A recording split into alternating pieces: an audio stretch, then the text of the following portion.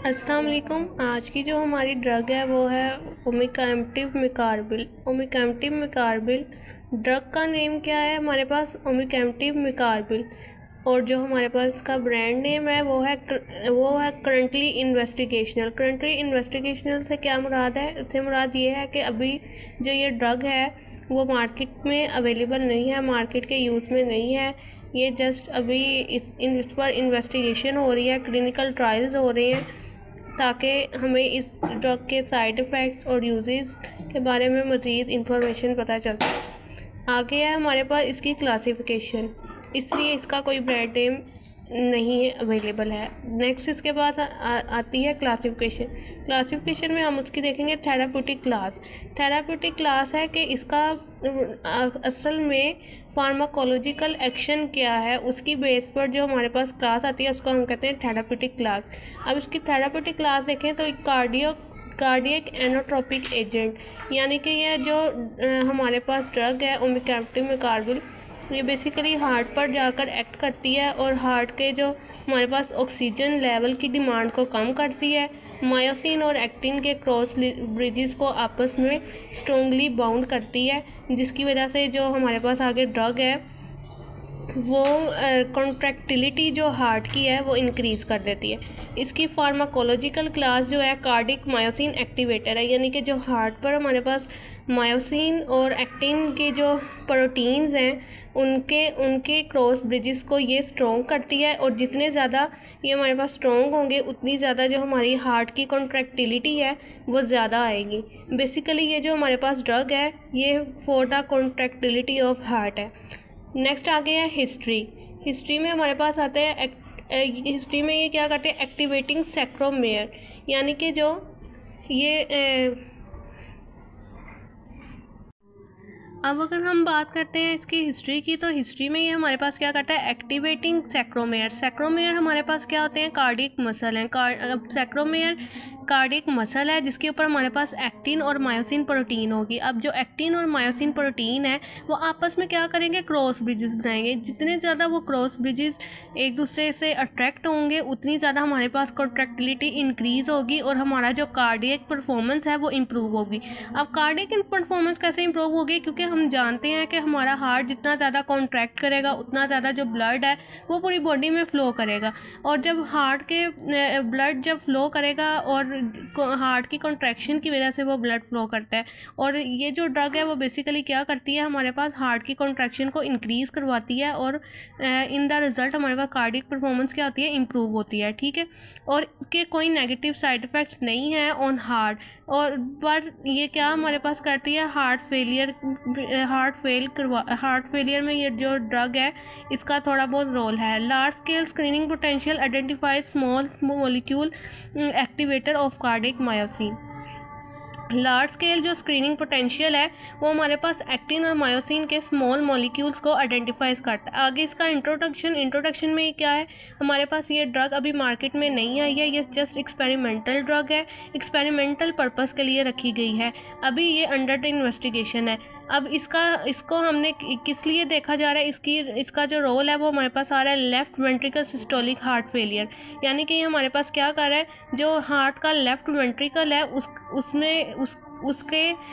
उसकी परफॉर्मेंस पर ये जो है ड्रग ज़्यादा जो है इसकी जो ज़्यादा ध्यान है वो फोकस है वो हार्ट के left ventricle systolic heart failure पर किया जा रहा है। नेक्स्ट आगे हमारे पास है फिजिकल प्रॉपर्टीज़। फिजिकल प्रॉपर्टीज़ में सबसे पहले इसका हमारे पास आता है मोलिकुलर वेट। मोलिकुलर वेट जो हमारे पास आता है, मोलिकुलर वेट हमारे पास जो है वो इस ड्रग का ओमिकैम्पटिव मेकारबिल का क्या है, 401.1863 है। कंपाउंड ये हमारे पास ऑर्गेनिक कंपाउंड है, सिंथेटिक ऑर्गेनिक कंपाउंड है, यानी कि ये हमने सिंथेटिक का क्या मतलब है, सिंथेटिक का मतलब है कोई भी ऐसी चीज़ जो लैब में खुद तैयार की जाए, इसलिए ये हमारे पास क्या है, सिंथेटिक ऑर्गेनिक कंपाउंड है। सॉल्युबिलिटी सोलिबिलिटी एथेनॉल में सोलिबल है। आगे हमारे पास इथेनॉल में ये सोलिबल है, डाईमिथाइल में सोलिबल है और डाईमिथाइल फ्यूराइल में भी सोलिबल है। आगे sparingly soluble in aqueous buffer, और एक्वस जो हमारे पास बफर्स हैं उनमें ये थोड़ा बहुत सोलिबल होता है। इसकी फॉर्म क्या है, क्रिस्टलाइन सॉलिड फॉर्म है।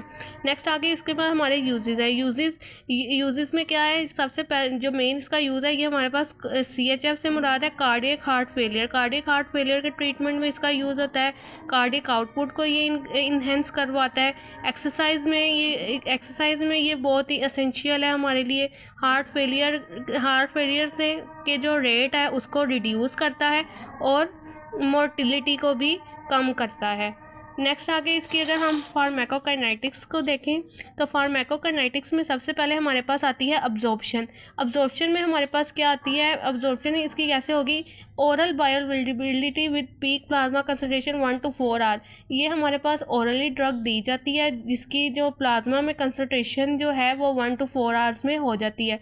Distribution moderate plasma protein binding 60 to 70% ये क्या करती है, मॉडरेटली रेट पर प्रोटीन बाइंडिंग को डिसइंटीग्रेट करवाती है, डिस्ट्रीब्यूट करवाती है इन द प्लाज्मा। मेटाबॉलिज्म इसकी कहाँ से होती है, थ्रू द लीवर होती है। हेपेटिक मेटाबॉलिज्म से मुराद है लीवर के थ्रू मेटाबॉलिज्म होती है और वो लीवर के थ्रू इसकी मेटाबॉलिज्म होती है और उसमें जो मेन एंजाइम है वो है साइटोक्राइम P450 एंजाइम, जो कि हमारे पास लीवर में मौजूद होता है और इसकी मेटाबॉलिज्म कराता है। इस्क्रीशन में ये हमारे पास है रीनल और फीकल रूट, यानी कि रीनल और फीकस में इसकी जो है इस्क्रीशन हो जाती है as a metabolite. Half life इसकी अप्रोक्सीमेटली हमारे पास है 17 आवर्स। ये पेशेंट टू पेशेंट वेरी करती है। स्टेडी स्टेट है अचीव्ड। स्टेडी स्टेट मतलब कि स्टेडी स्टेट ऐसी स्टेट होती है जिसमें जो ड्रग का इफेक्ट है वो स्लोली और कंटिन्यूसली शो हो रहा हो। Achieved after multiple dosing in several days, जब हम दिन में इसकी काफ़ी बार मल्टीपल डोजिंग लेंगे तो इसका स्टेडी स्टेट जो इफ़ेक्ट है वो हमारे पास आ जाएगा। नेक्स्ट आगे इसकी हमारे पास है फार्माकोडायनेमिक्स। अब ये हमारे पास क्या है, इसकी फार्माकोडायनेमिक्स है। अब फार्माकोडायनेमिक्स क्या होती है, फार्माकोडायनेमिक्स बेसिकली क्या है कि what the drug does with the body, कि हमारी जो ड्रग है वो हमारी बॉडी में जाके क्या रोल प्ले कर रही है। तो बेसिकली जब हम ये ओमिकेम्टिव मेकारबिल ड्रग को जब हम अपनी बॉडी में लेकर जाएंगे तो ये क्या करेगी, हमारे हार्ट पर जाके एक्ट करेगी। हार्ट के सैक्रोमेयर मसल पर जाकर ये जाएगी उसके पास और वहाँ पर जो हमारे पास एक्टिन और मायोसिन हैं उनकी क्या करवा देगी, उनकी क्रॉस ब्रिजिंग करवा देगी। क्या करवाएगी, इनकी क्रॉस ब्रिजिंग करवाएगी एक्टिन और मायोसिन की थ्रू द ATP हाइड्रोलाइसिस। जब हमारे पास जो ATP है वो हाइड्रोलाइज होगी तो क्या होगी, हमारे पास एक्टिन और मायोसिन की क्रॉस ब्रिजेस हो जाएगी। ये हमारे पास एक्टिन है, ये हमारे पास मायोसिन है और इधर ये एक्टिन है, ये मायोसिन है। इसकी क्रॉस ब्रिजिंग से फिर आगे क्या होगा, हमारे पास पावर स्ट्रोक होगी और पावर स्ट्रोक के नतीजे में हमारा हार्ट क्या करेगा, हार्ट कॉन्ट्रैक्ट करेगा। बेसिकली इस पूरे का जो मैकेनिज़्म ऑफ एक्शन है वो क्या है, इसका जो मैकेनिज़्म ऑफ एक्शन है वो हमारे पास ऐसे है कि ओमिकेम्टिव मेकारबिल ड्रग जब हम इसको इंजेस्ट करेंगे थ्रू ओरल रूट तो ये क्या करेगी, हमारे पास सैक्रोमेयर के साथ सैक्रोमेयर मसल के पास जाएगी। वहाँ पर एक्टिन और मायोसिन को एक दूसरे को अट्रैक्ट करवाएगी, एक उनकी क्रॉस ब्रिजिंग करवाएगी। जितनी ज़्यादा क्रॉस ब्रिजिंग होगी उतना स्ट्रॉन्ग, जितनी क्रॉस ब्रिजिंग होगी उतनी स्ट्रॉन्ग कॉन्ट्रैक्शन होगी हमारे पास। At the end of result जो ड्रग का आएगा वो हायर कॉन्ट्रैक्टिलिटी रेट होगा ड्रग का on the heart.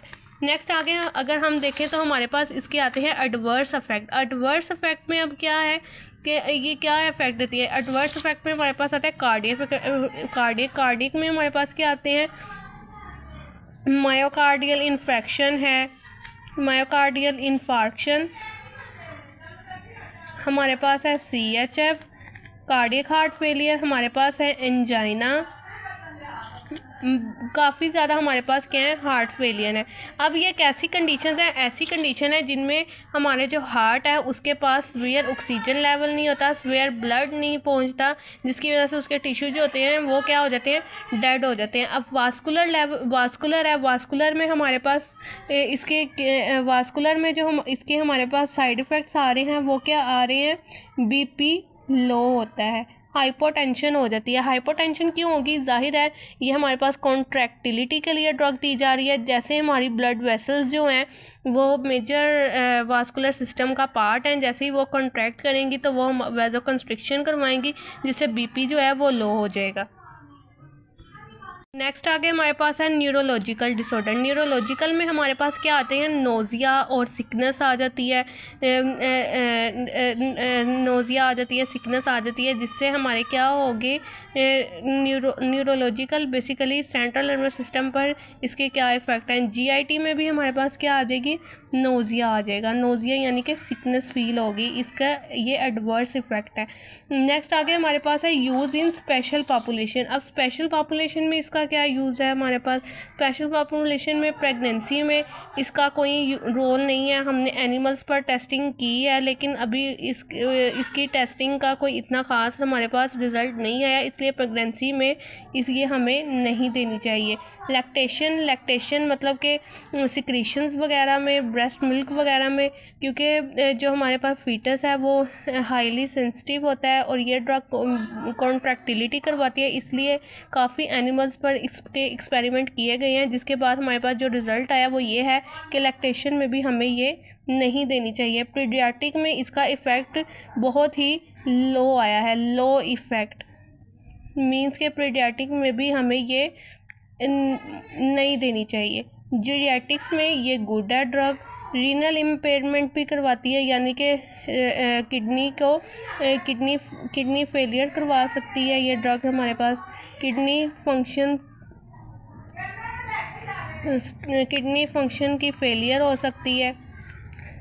Hepatic impairment, liver functions की फेलियर हो सकती है।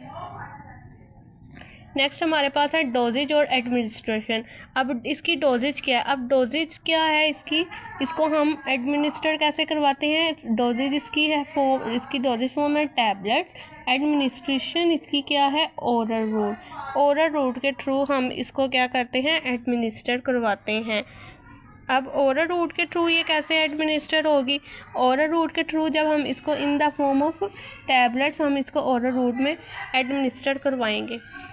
अब ओवरडोज कहते हैं टॉक्सिसिटी हो जाना, किसी चीज़ की टॉक्सिसिटी हो जाना। अब इसका हमारे पास कोई एंटीडोट नहीं है, इस ड्रग का हमारे पास कोई भी एंटीडोट नहीं है, जिसकी वजह से क्या है, अगर इसकी ओवरडोज हो जाएगी तो वो उसके हमें सीवियर इफ़ेक्ट्स मिलेंगे। स्टोरेज हम इसको कर सकते हैं 20 degree Celsius to 80 degree Celsius पर। 80 डिग्री सेल्सियस पर रूम टेम्परेचर पर इसकी हम स्टोरेज करवा सकते हैं in the form of tablets. तो बेसिकली कंक्लूजन में हमारे पास क्या आ जाता है, ओमिकेम्टिव मेकारबिल एक ऐसी ड्रग है जो हमारे पास एक्टिन और मायोसिन के क्रॉस ब्रिजेस बनाती है और हमारे हार्ट की कॉन्ट्रैक्टिलिटी को इंक्रीज़ करवाती है। और जितनी ज़्यादा हमारे हार्ट की कॉन्ट्रैक्टिलिटी इंक्रीज़ होगी उतनी ज़्यादा हमारे पास क्या आएंगे, उसके कार्डियक परफॉर्मेंस जो है वो इम्प्रूव होगी। तो बेसिकली ये हमारी ड्रग थी ओमिकेम्टिव मेकारबिल। इसके हमने डिस्कस किए हैं फार्माकोकाइनेटिक, फार्माकोडायनामिक्स, इसका intro, physical properties, dosages, administration, overdose और storage. Thank you so much.